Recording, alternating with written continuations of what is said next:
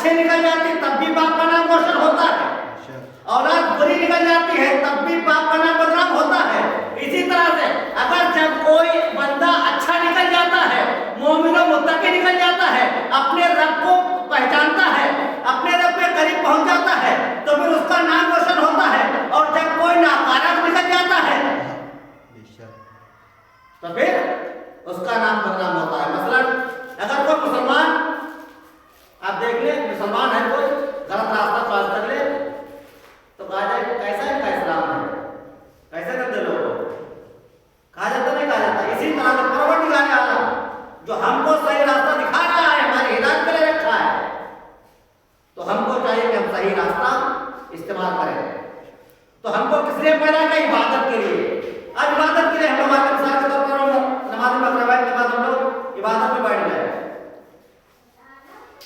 इबादत फकत आप ये समझ रहे हैं कि नमाज मगरिब का वक्त हुआ, अजान हुई और हम मस्जिद में आ गए, नमाज पढ़ ली। लेकिन अगर इसी इबादत में अगर आपने सवाब में इजाफा होने वाला हो तो क्या कहना? आप लोग नमाज पढ़ने आते हैं,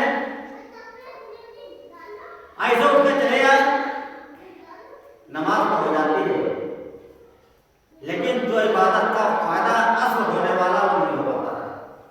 असल फायदा क्या है? असल फायदा कब होगा?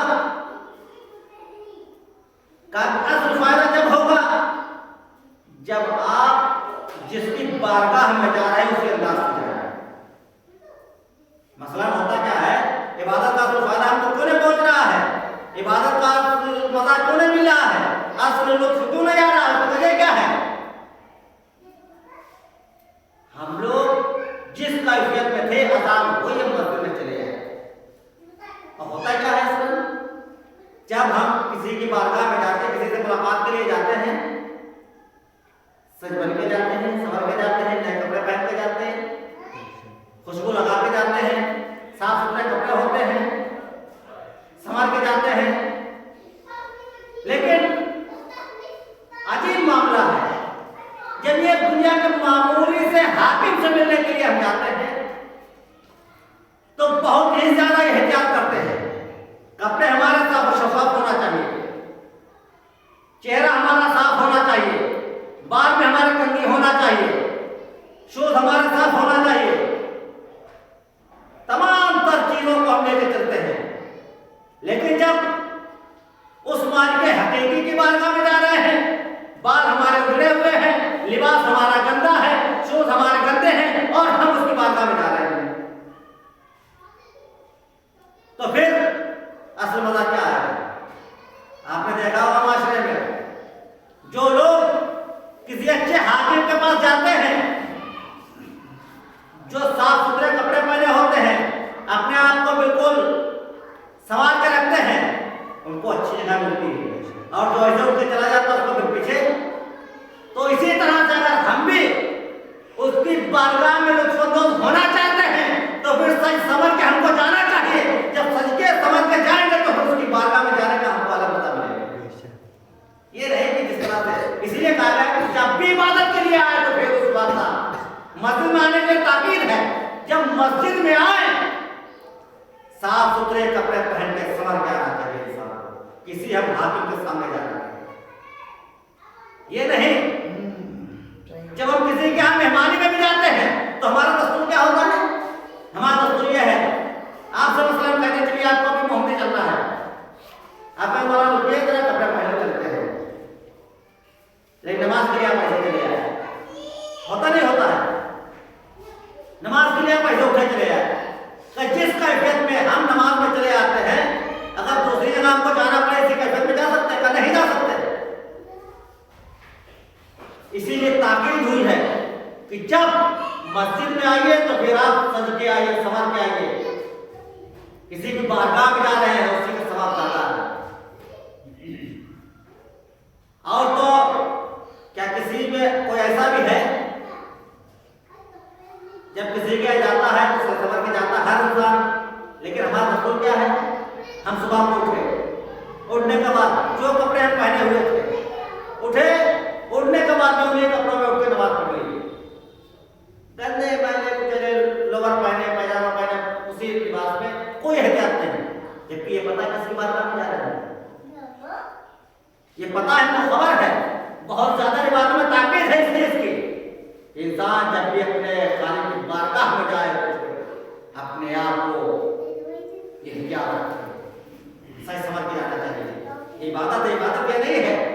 कैफियत में मसला मर्जी आई के लिए गए।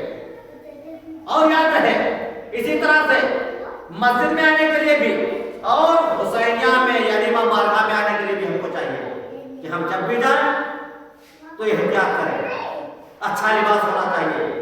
क्यों? इसलिए पाको पाकीज़ा तय्यब व ताहिर लिबास होना चाहिए, जिस्म साफ होना चाहिए। क्यों साफ होना चाहिए?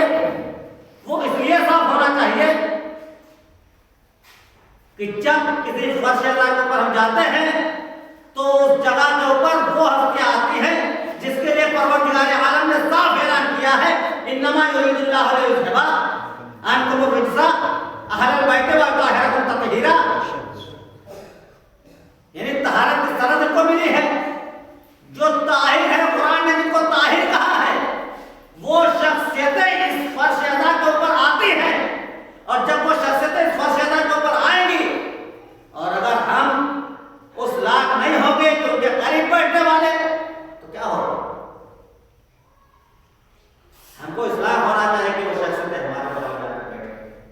और अगर वो शख्सियतें हमारे बगल में आकर बैठेंगी तो ये हमारी निजात के लिए काफी है। गौर करना चाहिए इंसान को इन सब चीजों के ऊपर। इबादत करते हैं हम, इबादत उस शान शौकत के साथ। या मसलन बहुत से हमने देखा, हम ही है नमाज पढ़ रहे हैं, किसी बड़े हाकिम के पास जा रहे हैं, थर थर के सुखा होता है, एहतियात नहीं करते। लेकिन जब परवरदिगार आलम की बारगाह में जाते हैं तो कोई पता ही नहीं चलता, फकत रकतें गिनते हैं कि पूरी रकतें हुई या नहीं हुई। जबकि अगर आप उलमा को देखें, उलमा वो थे जिन्होंने इमामों की सीरत के ऊपर अमल किया। कैसे अमल किया?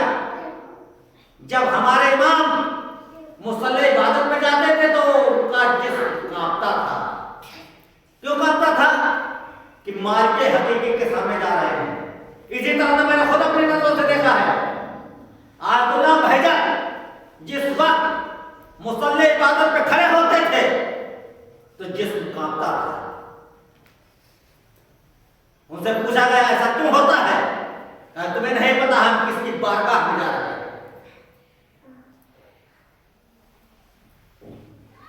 तो ये मर्तबा था आलिम का।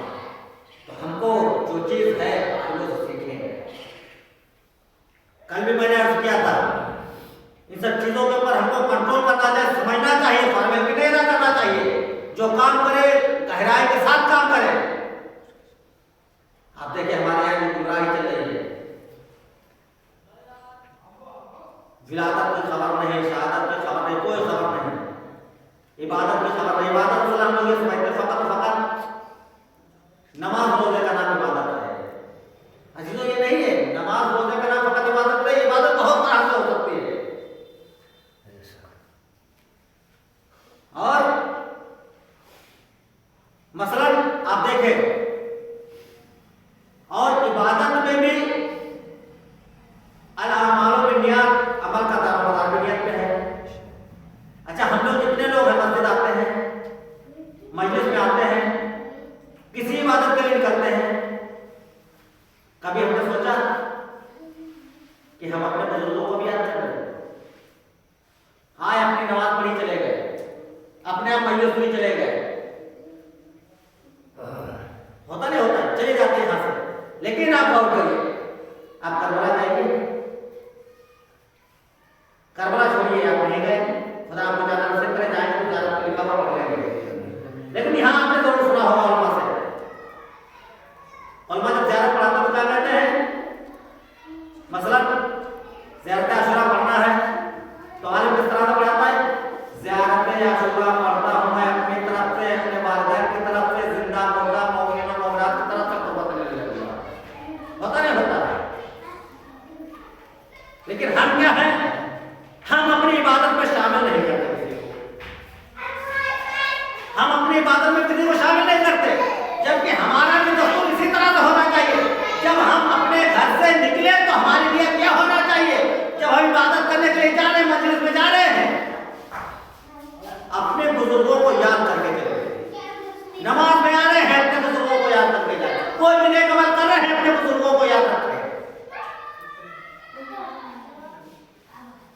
लेकिन हम कभी याद नहीं करते हैं।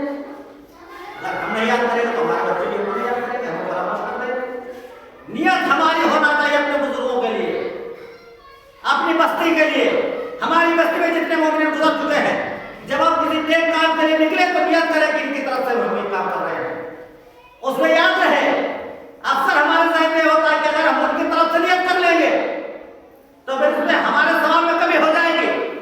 अजीजों, सवाब में उसके कमी होगी जिसके पास महदूद चीजें होती हैं, तो फिर महदूद लोगों तक पहुंचती है। लेकिन अहले बैत अलैहिस्सलाम का दर वो दर है जो नामहदूद है। इनके पास किसी भी तरह की कोई कमी नहीं है। जब इनके पास किसी तरह की कोई कमी नहीं है, न मामूद हकीकी के पास, खुदा के पास उसके खजाने में कोई कमी आएगी, न अहले बैत अलैहिस्सलाम के खजाने में कोई कमी आएगी। जब इनके खजाने में कोई किसी तरह से कमी नहीं आ सकती है तो फिर हमको सबके लिए मांगना चाहिए। ऐसा नहीं है कि अगर जिस तरह से आज हमारे यहाँ क्या है माशरे में, हमारे माशरे में क्या है मसला, हमारे पास 10 लोगों का बजट है, 10 लोगों के पास 11वां आएगा बजट फेल। लेकिन ये वो दर है, ये बनिए मकान की दुकानें नहीं है जहां के ऊपर कमी आ जाए या यूं कहा जाए, ये उनका दर है। यहाँ पे मांगने में शर्माया ना करें। अपने बाप दादा, अपने अजीजों कारिब जितने भी हैं, दोस्त अहबाब जो गुजर चुके, उनके लिए भी मांगना चाहिए। क्यों? इसलिए इनके यहाँ मांगने वाले की कमी है, देने वाले की कमी नहीं है। बेशक बेशक, सुभान अल्लाह। और जो टुच्चे लोग होते हैं वो लोग देख के देते हैं, चेहरा देख के देते हैं, और जो देता है वो भी अपने औकात के हिसाब से देता है नहीं? और हम जिससे मांग रहे हैं वो ऐसे दर हैं जिनके यहाँ फकत ये ऊँट का सवाल हुआ था, पूरी कतार चलती चली गई।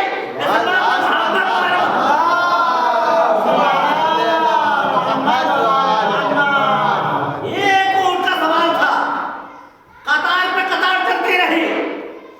रिवायतों में है कि अगर मना ना किया जाता कयामत तक किसी तरह से, उनको तो कतार चलती रहेगी।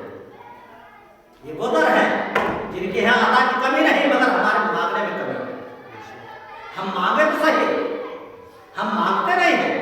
और यहाँ के ऊपर नियतें देखी जाती है। आप नियतें साबित रखें, नियत साफ हो, ये देते रहते हैं। इनके में कोई कमी नहीं है, इनके पास किसी तरह की कोई कमी है ही नहीं।